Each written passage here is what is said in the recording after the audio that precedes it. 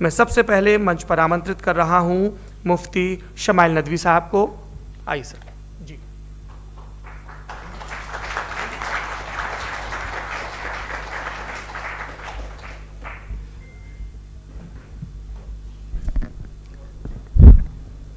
ایک آخری گزارش, آپ بولنا شروع کریں. آپ لوگ پلیز اپنے فون فلائٹ موڈ پہ یا سائلنٹ موڈ پہ رکھیں. ایک بار چیک کر لیں, کئی بار بے دھیانی ہو جاتی ہے.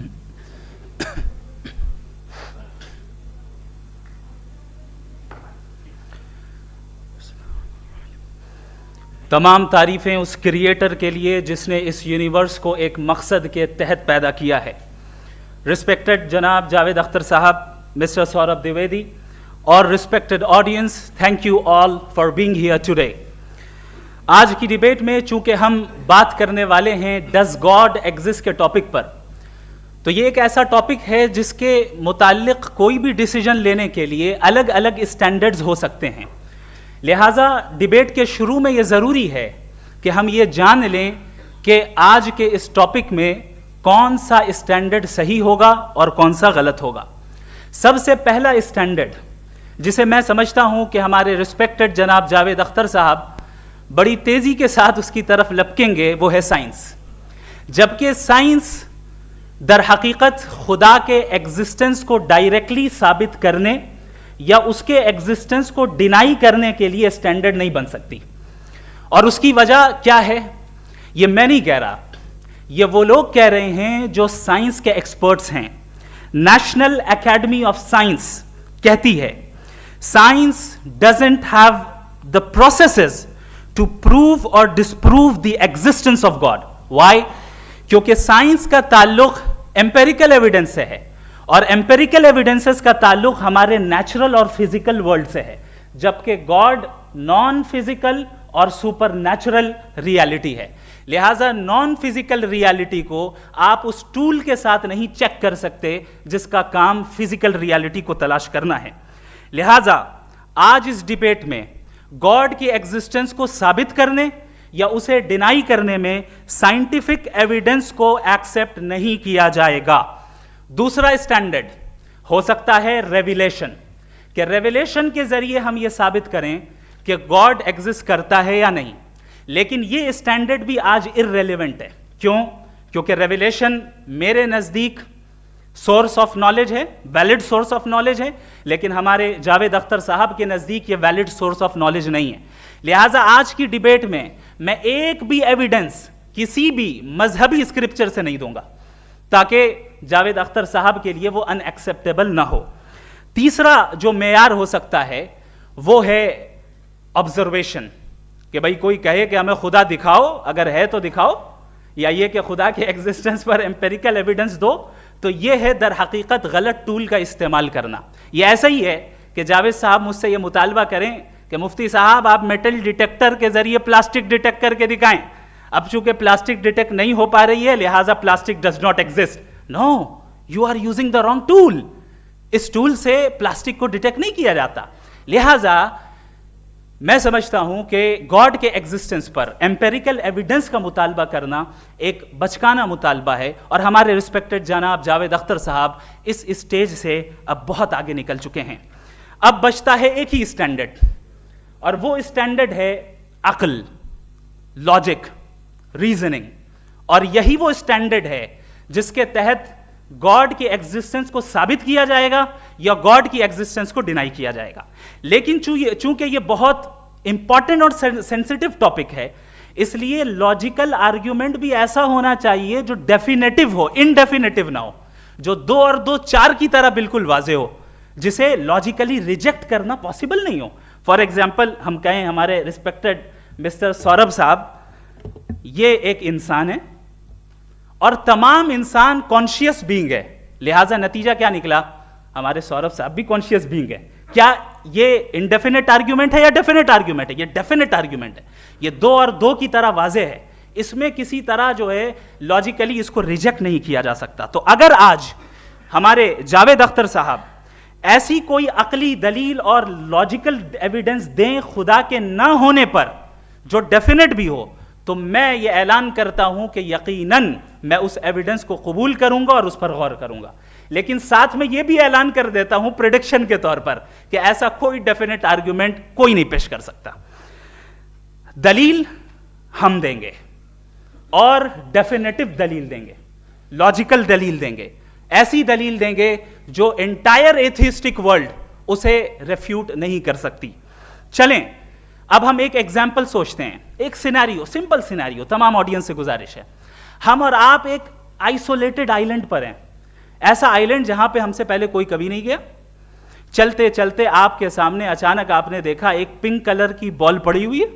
سب سے پہلا سوال آپ کے ذہن میں کیا آئے گا کہ یہ بال یہاں کیوں آئی, کیسے آئی, یہ پنک کلر کی ہی کیوں ہے, کوئی اور کلر بھی ہو سکتا تھا, یہ اسی شیپ میں کیوں ہے, کوئی اور شیپ بھی ہو سکتا تھا. نیچرلی آپ اس طرف پہنچیں گے کہ کوئی نہ کوئی ہے جس نے ان اسپیسیفک پراپرٹیز کے ساتھ اس بال کو بنایا ہے اور یہاں پہ رکھا ہے. چونکہ آپ جانتے ہیں کہ یہ جو بال ہے اس کا ایگزسٹ کرنا ضروری نہیں ہے, یہ ایگزسٹ کر بھی سکتی تھی, نہیں بھی کر سکتی تھی, اور ایگزسٹ کرنا ہی تھا تو کسی اور فارم میں کرتی, کسی اور کلر میں کرتی. اب آپ اس بال کو ایکسپینڈ کرتے چلے جائیں, ایکسپینڈ کرتے چلے جائیں, ایکسپینڈ کرتے چلے جائیں, یہاں تک کہ یہ بال یونیورس کے سائز کی ہو جائے. بتائیے کہ کیا سائز کے بڑھ جانے سے سوال بدل جائے گا؟ ہرگز نہیں بدلے گا.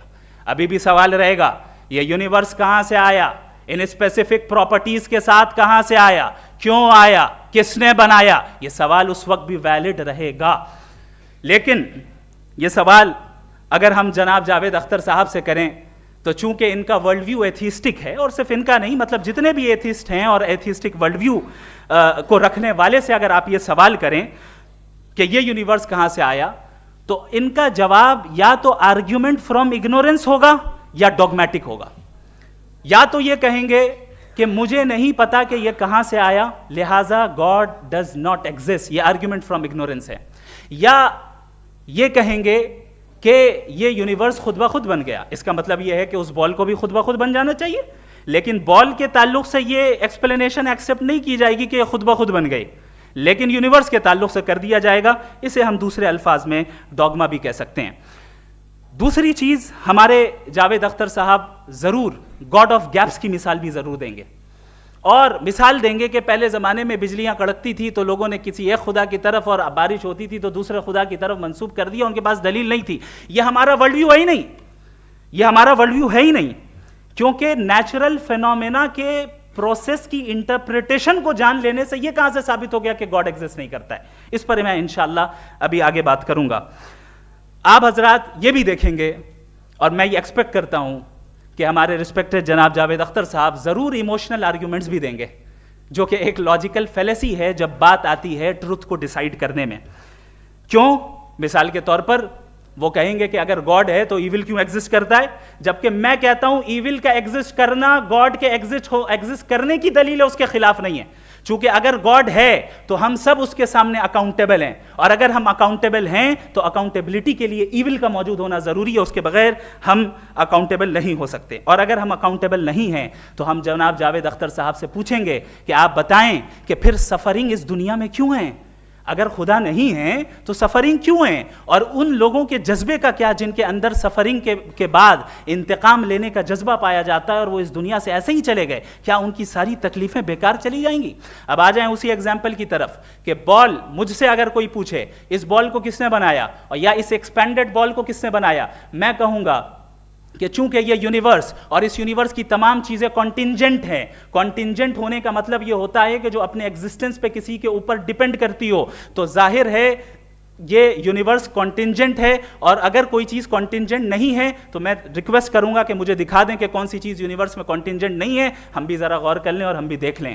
اور جب کانٹینجنٹ چیزیں موجود ہیں تو فلاسفرز کی اصطلاح کے مطابق, ہم اس ٹرمینالوجی کے مطابق ہم اس جگہ تک پہنچتے ہیں اور اس ہستی تک پہنچتے ہیں جسے نیسیسری بینگ کہا جاتا ہے, کہ یہ وہ نیسیسری بینگ ہے جس کا موجود نہ ہونا ناممکن ہو. چونکہ اگر یہ موجود نہ ہو تو ساری چیزیں ایگزسٹنس میں آئیں گی ہی نہیں, اور یہ ساری کانٹینجنٹ چیزیں اسی کے اوپر ڈیپینڈ کرتی ہیں. اب اگر آپ یہ سوال کرتے ہیں کہ پھر اس ہستی کو کس نے بنایا, پھر اس کا کاز کیا ہے, پھر اس کا کاز کیا ہے, پھر اس کا کاز کیا ہے, اور اینڈلیسلی چلے جائیں, اسے ہم کہتے ہیں انفینٹ ریگریس آف کازز, جو کہ لاجیکل فیلیسی ہے. کانسیپچولی انفینٹی पॉसिबल है। मिसाल के तौर पे न्यूमेरिकल्स 1 2 3 गिनते चले जाएं, इन्फिनिट नंबर्स हैं, मैं कॉन्सेप्चुअली बात नहीं कर रहा, प्रैक्टिकली रियलिटी में साबित करके दिखाएं कि infinite regret of causes possible हैं या नहीं। अगर पॉसिबल हैं तो हम मान लेंगे, मिसाल दे दें, और पॉसिबल नहीं है तो एक ही ऑप्शन बचता है जिसे हम कहते हैं नेसेसरी बीइंग। ऐसी नेसेसरी बीइंग जो इंडिपेंडेंट है, क्योंकि अगर वो डिपेंडेंट हुई तो वो नेसेसरी नहीं रहेगी।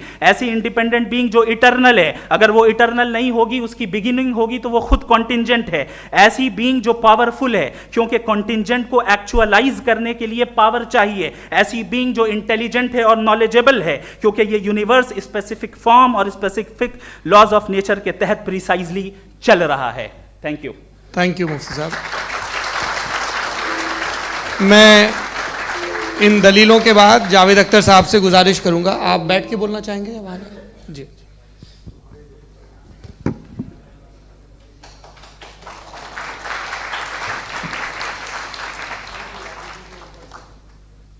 पहले तो मैं मुफ्ती साहब को एक अच्छी खबर देना चाहूँगा कि मेरी नॉलेज साइंस के बारे में बड़ी मामूली है, तो आप फिक्र ना करें उसकी, लेकिन कुछ कॉमन सेंस है मुझ में। देखिए, ये खुदा का तस्वुर कोई नया तस्वुर नहीं है, ये सदियों से रहा है। ये कुछ रिलीजन 3000 साल पुराने होंगे, 4000 साल पुराने होंगे, लेकिन इंसान कोई 10,000 12,000 साल से एग्जिस्ट करता है होमोसेपियन की शक्ल में, और हमेशा कुछ ना कुछ मज़हब रहे। ये मज़हब जाहिलों के नहीं थे, ये मज़हब एक ऐसी ग्रीक सोसाइटी के थे जहाँ बड़े बड़े फिलोसफर्स पैदा हुए। ये मज़हब इजिप्शियंस के थे जिन्होंने पिरामिड्स बनाए थे। ये रोमन्स के थे कि जिनका आर्किटेक्चर और सेनेट यानी पहली बुनियाद डेमोक्रेसी की, लिमिटेड थी मगर डेमोक्रेसी थी, ये उन लोगों ने किए थे। तो इनका जो जुपिटर था, रा था, ज़्यूस था, उन्हें उस पर इतना ही एतमाद था जितना आज किसी मजहबी आदमी को अपने खुदा पे होगा।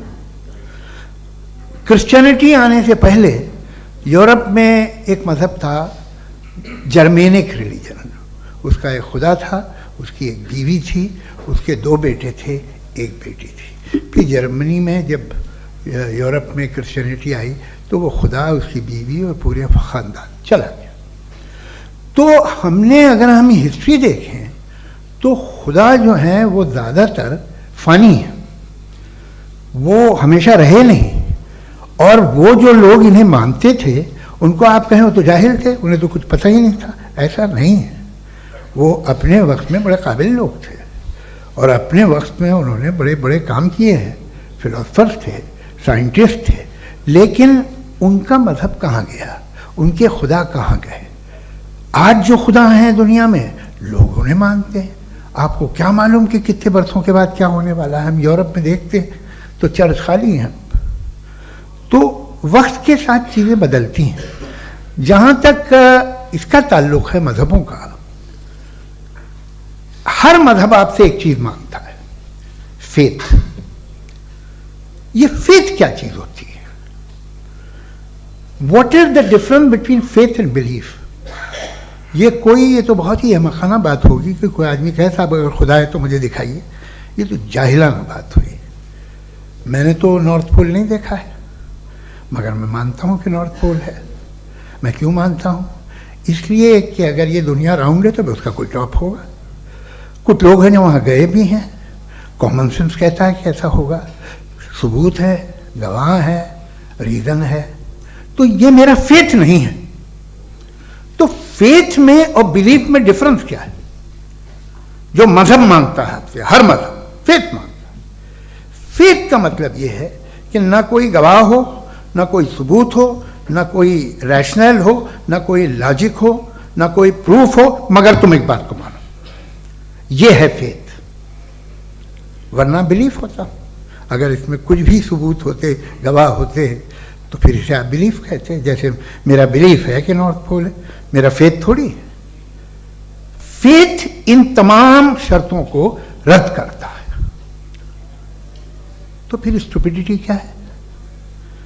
अगर मैं एक बात ऐसी मानूं जिसकी ना कोई लॉजिक है, ना कोई रैशनल है, ना कोई प्रूफ है, ना कोई गवाह है,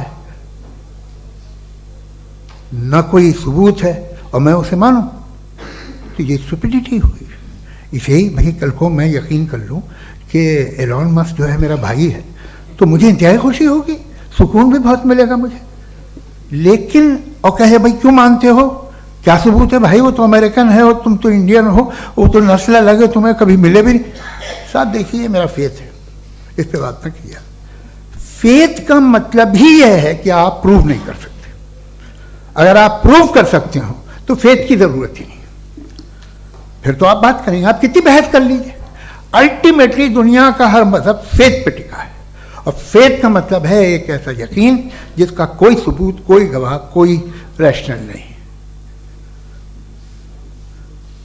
अब आप ये कहें, क्या आप ये क्यों कह रहे हैं कि साहब ये कायनात किसने बनाई?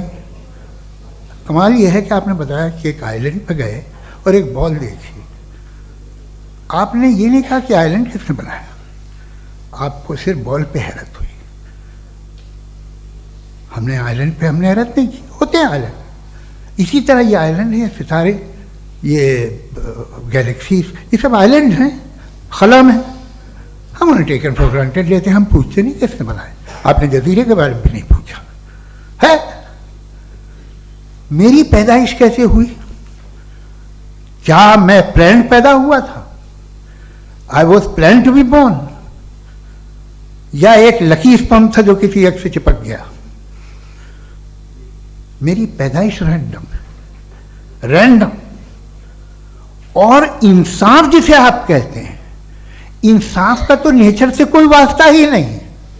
जो आप कहते हैं कि एक दिन इंसाफ मिलेगा, इंसाफ is a human concept, nature में कोई इंसाफ नहीं। अगर शेर हिरन को खा जाता है तो उसे कोई सजा नहीं मिलती। अगर एक आंधी आती है और हरे भरे पेड़ों को उखाड़ के फेंक देती है तो आंधियों की जेल नहीं होती है। नेचर में इंसाफ नहीं, इसलिए मुझे नेचर को इंसाफ की जरूरत भी नहीं। नेचर तमाम एक है। अब हम कहें कि साहब ये देखिए जो मैंने खाना खाया था, ये मेरी आँख तो नहीं यूँ कर दिया उसे, तो इसे सज़ा मिलनी नहीं, वो सिस्टम है, ऐसे ही चल रहा है। नेचर बगैर इंसाफ के है। इंसाफ इज अ ह्यूमन कॉन्सेप्ट। तो जो आपसे कहता है कि मैं तुम्हें इंसाफ दूंगा, वो इंसानी जहन की पैदावार है। ये नेचुरल है ही नहीं, ये आसमानी है ही नहीं।